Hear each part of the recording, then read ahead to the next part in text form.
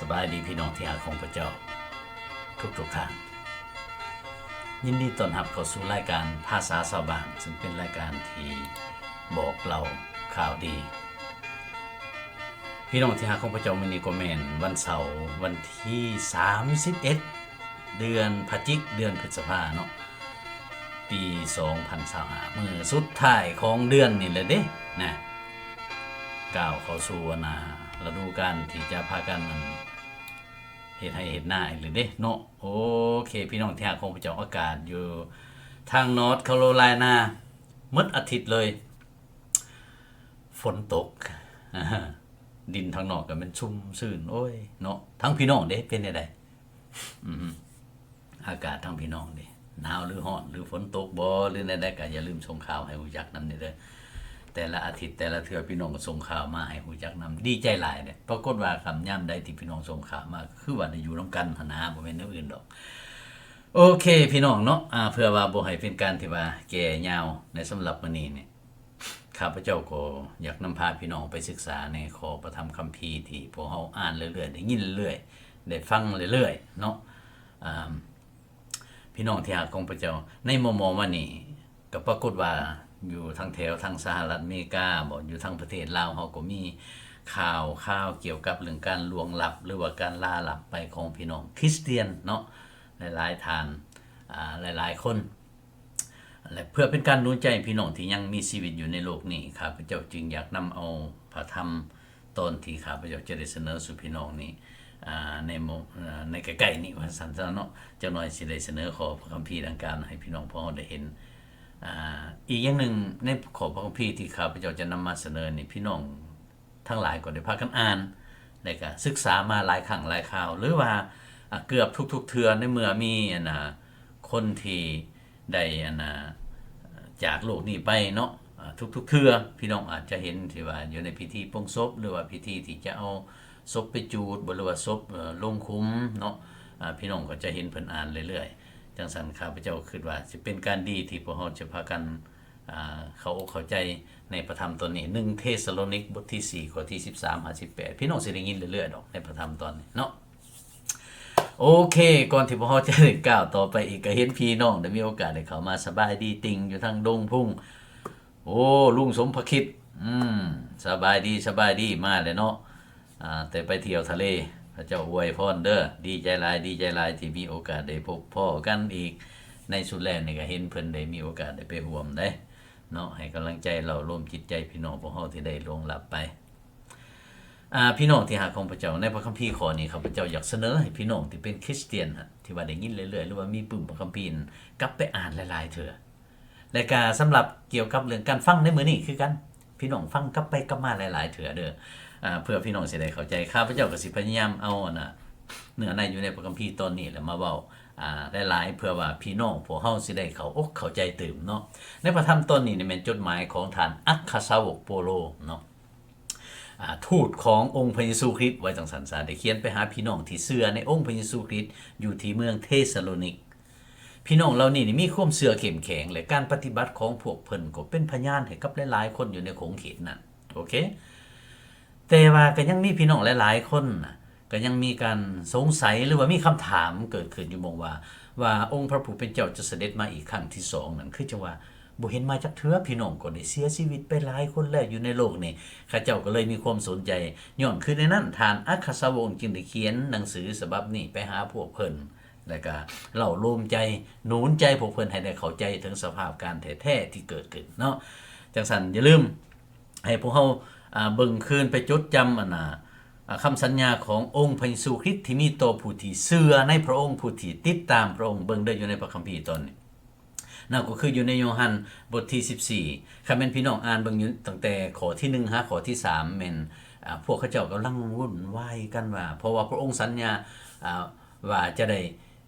ถือเขานำเอาไปฆ่าและพระองค์จะเสด็จขึ้นประชนพระองค์จะได้จากพวกเขาไปอย่างต่างๆแล้วเขาเจ้าก็มีความกังวลกระวายเนาะก็ว่าอุ้ย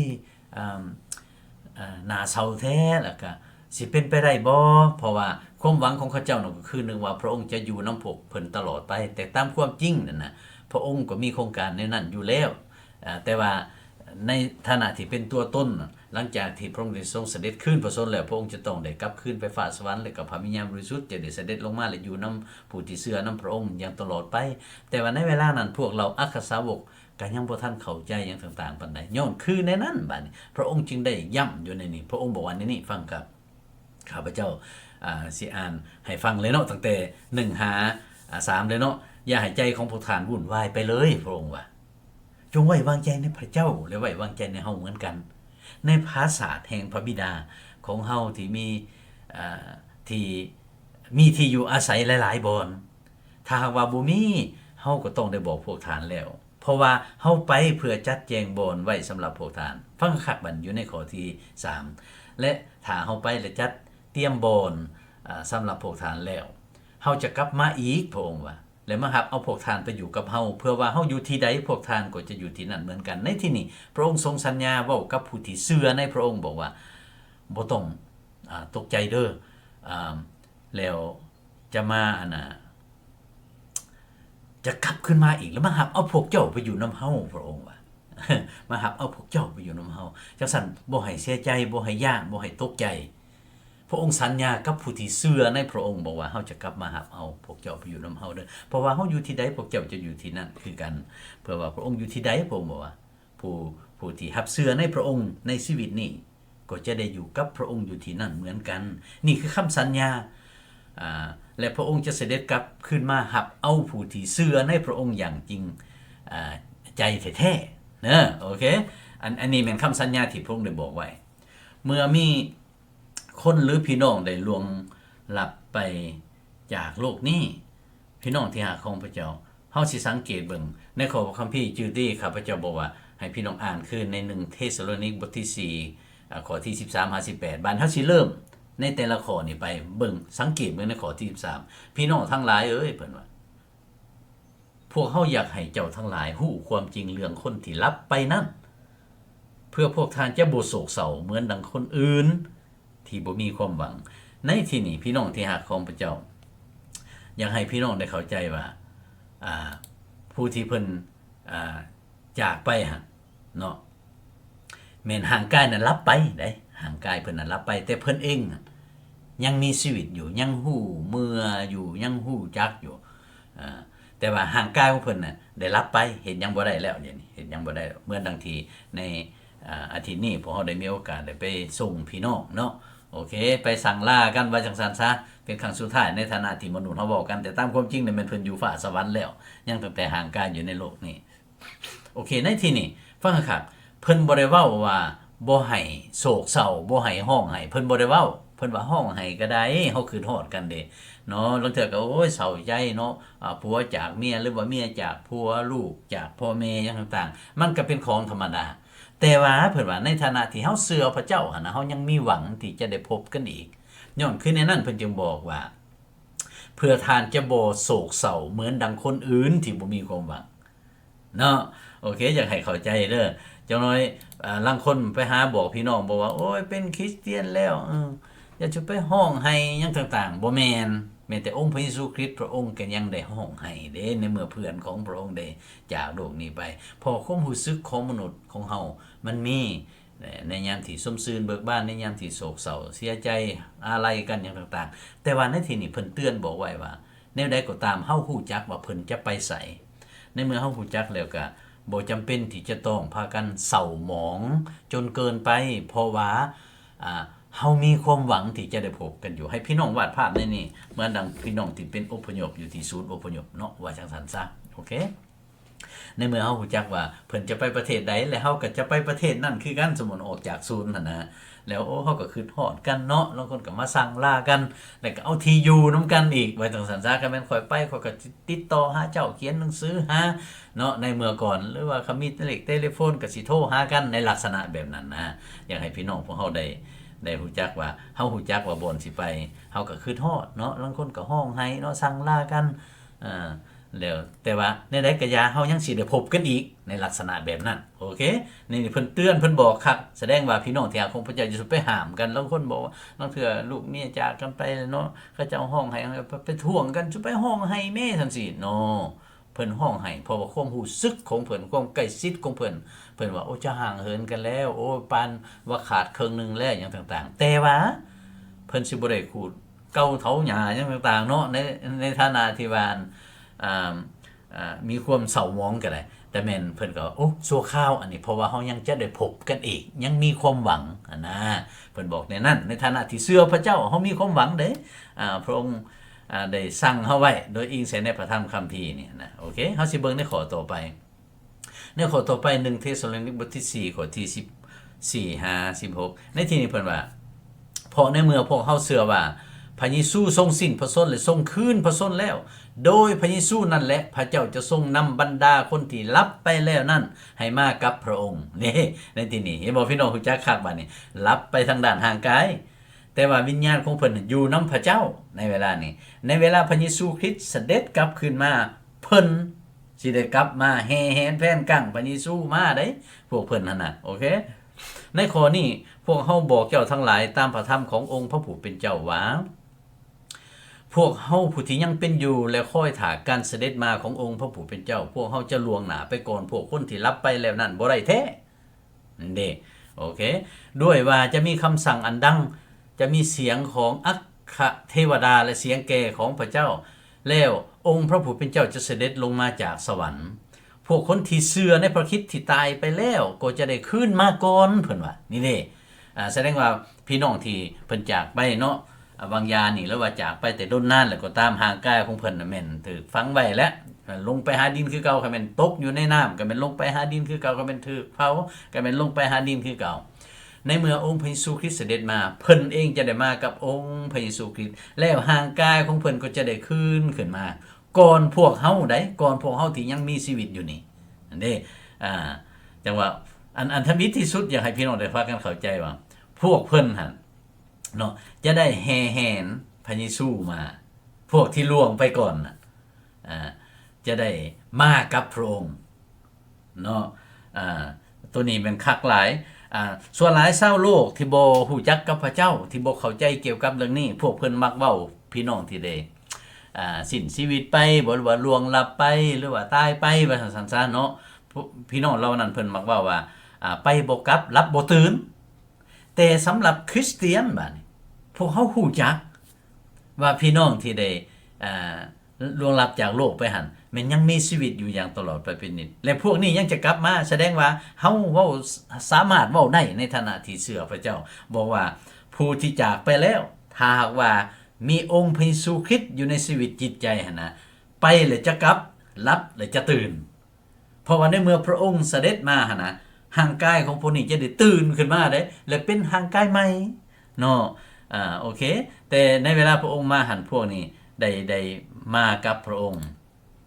แล้วในเทสาโลนิกบทที่4ข้อที่15 16ในข้อนี้นี่พวกเฮาฮู้จักคักผู้ที่ยังอยู่เบื้องหลังบัดนี้จึงจะได้ติดตามได้เพราะว่าพวกเพิ่นจะได้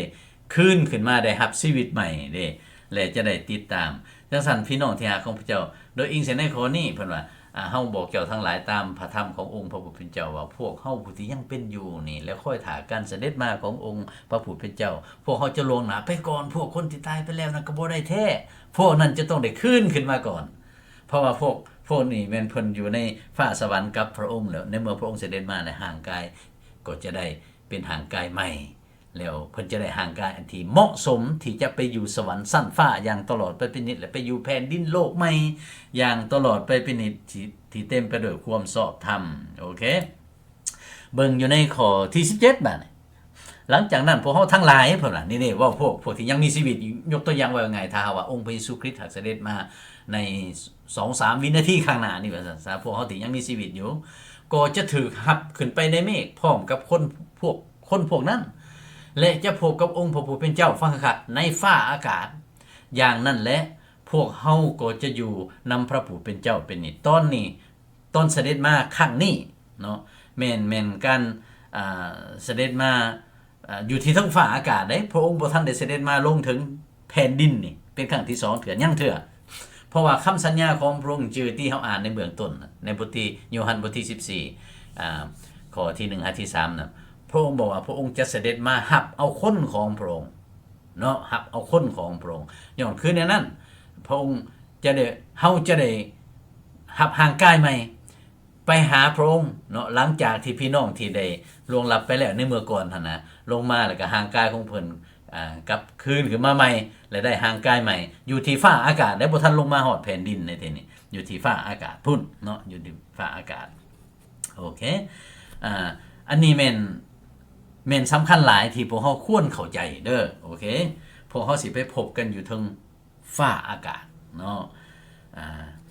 แล้วในเวลานั้นฟังคักๆในทีนี้พี่น้องที่เขาเจ้าบ่ได้เชื่อพระเจ้าเขาเจ้าสิบ่รู้จักว่าเหตุการณ์นี้เกิดขึ้นได้เป็นจังได๋ไปใช้เบิดแล้วพวกนี้คือบ่เห็นพวกโบสถ์เฮ็ดหยังต่างๆแบบนั้นหรือว่าพี่น้องที่ไปโบสถ์ที่บ่ได้เชื่อพระเจ้าไปเป็นเพียงแต่พิธีซื่อๆไปร่วม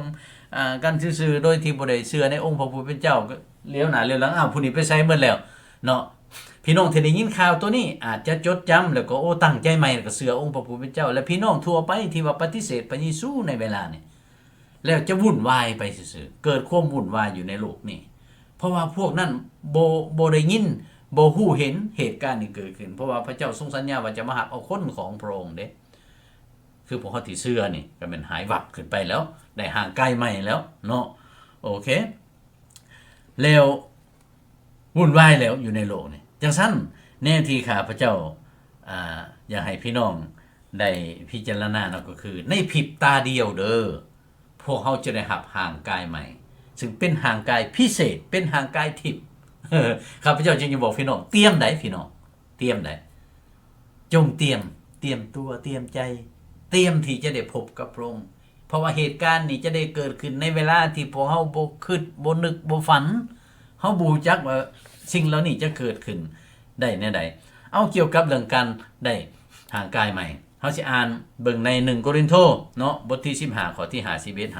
54ฟังเด้อครับพระเจ้าสิอ่านให้ฟังอยากเสนอให้พี่น้องที่เป็นคริสเตียนจงกลับคืนไปอ่านเด้อพี่น้องเด้อเพิ่นว่านี่แหละเพิ่นว่าข้าพระเจ้ามีข้อลึกลับบอกพวกท่านว่าเฮาทั้งหลายจะบ่ล่วงลับไปหมดทุกคนแต่เฮาทั้งหลายจะถูกทรงเปลี่ยนแปลงใหม่หมดทุกคนนี่ผู้ที่เชื่อในองค์พระผู้เป็นเจ้าพระเจ้าจะได้เปลี่ยนแปลงห่างกายใหม่ให้ในชั่วขณะเดียวในพับตาเดียวเมื่อเป่าแก้ครั้งสุดท้ายนั่นอันนี้พวกเฮาสิได้ยินแต่ว่าพี่น้องผู้อื่นอาจจะได้ยินเสียงอย่างอื่นสิเป็นฟ้าห้องบ่หรือหยังต่างๆแนวอื่นหรือว่าบ่ได้ยินซ้ำเฮาบ่ฮู้ถ้าเฮาบ่เชื่อในองค์พระผู้เป็นเจ้าแต่สำหรับพวกที่เชื่อจะได้ยินโดยว่าจะมีเสียงแก่และคนที่ตายแล้วจะถูกทรงบันดาลให้เป็นคืนมาโดยบ่เปื่อยเน่าโอ้เยแม่นสรรเสริญพระเจ้าและฝ่ายพวกเฮาก็จะถูกทรงเปลี่ยนแปลงใหม่พระเจ้าจะได้เปลี่ยนแปลงให้เลยจะบ่ได้ผ่านให้กับความตายนั่นเลยโอเคเพราะว่ากายที่เปื่อยเน่านี้ต้องสวมกายที่บ่เปื่อยเน่าจักเทื่อและกายที่ตายเป็นนี้ต้องสวมกายที่ตายบ่เป็นจักเทื่อเป็นห่างกายที่เป็นห่างกายอมตะโอ้ยคักแท้ๆบัดนี้แต่ว่าเมื่อกายที่ฮู้จักเปื่อยเน่านี้จะได้สวมกายที่บ่ฮู้จักเปื่อยเน่าจักเทื่อเนาะและกายที่ตายเป็นนี้จะได้สวมกายที่ตายบ่เป็นจักเทื่อเมื่อนั่นแหละความที่เขียนไว้ในพระคัมภีร์นั้นจะสำเร็จนั่นก็คือว่าความตายได้ตกถึงปลาไสแล้วนับแต่เวลานั้นเป็นต้นไปความตายจะบ่สามารถรบกวนเฮาได้อีกต่อไปพี่น้องที่รักของพระเจ้าโอ้ยคักแท้ๆอันนี้เนาะจังว่าอยากหนุนใจพี่น้องอยากซักชวนพี่น้องพวกเฮาเนาะเพราะว่าบ่อนที่พวกเฮาจะไปหยังต่างๆนั้นนี่จะแม่นว่าคักในเมื่อนั้นแหละความตายจะบ่มีอำนาจใดๆอีกเนาะต่อเนื้อกายอันใหม่ของเฮาดังนั้นอยู่ที่แผ่นดินโลกใหม่พระธรรมของพระเจ้าจึงได้กล่าวไว้โอ้ยคักแท้ๆพี่น้องเอ้ยให้พากันเบิ่งเด้อบัดนี้เด้อในพระธรรมของพระเจ้าคืออยู่ในพระธรรมพานิมิตบทที่21ข้อที่4เนาะฟังคักพระเจ้าจะทรงเสด็จน้ำตาทุกๆหยดจากตาของเขาโอ้พี่น้องที่รักของพระเจ้าความตายจะบ่มีอีกต่อไปความโศกเศร้าการห้องไห้และความเจ็บปวดจะบ่มีอีกต่อไปเพราะว่าสิ่งที่มีอยู่ในข้าวก่อนนั้นก็ล่วงไปแล้วพี่น้องที่รักของพระเจ้าย้อนคือในนั้นพระธรรมของพระเจ้าเพิ่นจึงบอกว่าในฐานะที่พวกเราได้เชื่อและมีความหวังในพระองค์จงหนุนใจกันจงเตือนใจกันเหตุฉะนั้นจงประเล่าประโลมใจกันและกันด้วยขอความทั้งหลายเหล่านี้เถิดเพิ่นว่าฉะนั้นพี่น้องเอ้ยถึงมันว่าเพิ่นได้จากพวกเราไปแล้วก็ตามเฮายังมีความหวังที่จะได้พบกันอีก อยู่ในอ้อมกอดขององค์พระผู้เป็นเจ้าอยู่ที่สุขเกษมอยู่ในฟ้าสวรรค์และซ้ำบ่พอในเมื่อพวกเราได้รับห่างกายใหม่แล้วพวกเราก็จะได้ก้าวเข้าสู่แผ่นดินโลกใหม่อยู่กับพระองค์อย่างตลอดไปเป็นนิจและเต็มไปด้วยความชอบธรรมและก็สมชื่นเบิกบานมีความสมชื่นยินดีพี่น้องที่รักของพระเจ้าจังสั้นข้าพเจ้าจึงอยากโน้นใจพี่น้องพวกเราทั้งหลายลูกหลานทั้งหลายที่ยังบ่ทันได้เชื่อและวางใจในองค์พระผู้เป็นเจ้าจงตัดสินใจอย่าสู่พลาดโอกาสอันนี้เนาะจงตัดสินใจและสำหรับพี่น้องที่ได้ติดตามอยู่ทาง Facebook สามารถเบิ่งคืนได้หลายๆต่อเด้อและสำหรับพี่น้องลูกหลานที่บ่สามารถเบิ่งได้ในการเบิ่งทาง YouTube เพราะว่าทางประตูเองก็จะได้ส่งเข้าไปใส่ทาง YouTube ในใดก็ยากก็หวังว่าพวกเขาจะได้รับสติปัญญาจากองค์พระผู้เป็นเจ้าและเข้าใจอยู่ในพระธรรมคำสอนในข้อนี้ที่ได้นำมาเสนอไฮทัศนีพระเจ้าอวยพรลูกเด้ออันนี้ก็ลูกสาวผู้หนึ่งที่รับใส่องค์พระผู้เป็นเจ้าที่หักพระเจ้าหลายเพิ่นก็ได้ติดตามและเบิ่งเพิ่นเข้าใจภาษาลาวเฮาก็เข้าใจดีอยู่ได้เพิ่นก็ได้ขอให้พระเจ้าอวยพรลูกได้ก็สืบต่อรับใส่และบอกภาษาอังกฤษด้วยเก่งภาษาอังกฤษเพราะว่าเพิ่นบรรยายอยู่นี่เด้อยู่ในสหรัฐอเมริกาโอเคเอาสำนี้เนาะสำหรับมื้อนี้ขอให้พระเจ้าได้คุ้มครองและปกป้องรักษาอยู่ในพระคุณและความรักของพระองค์และก็ขอให้พระองค์ได้ทรงอวยพรให้พวกเราได้พบกันอีกตามน้ำพระทัยพระองค์สบายดี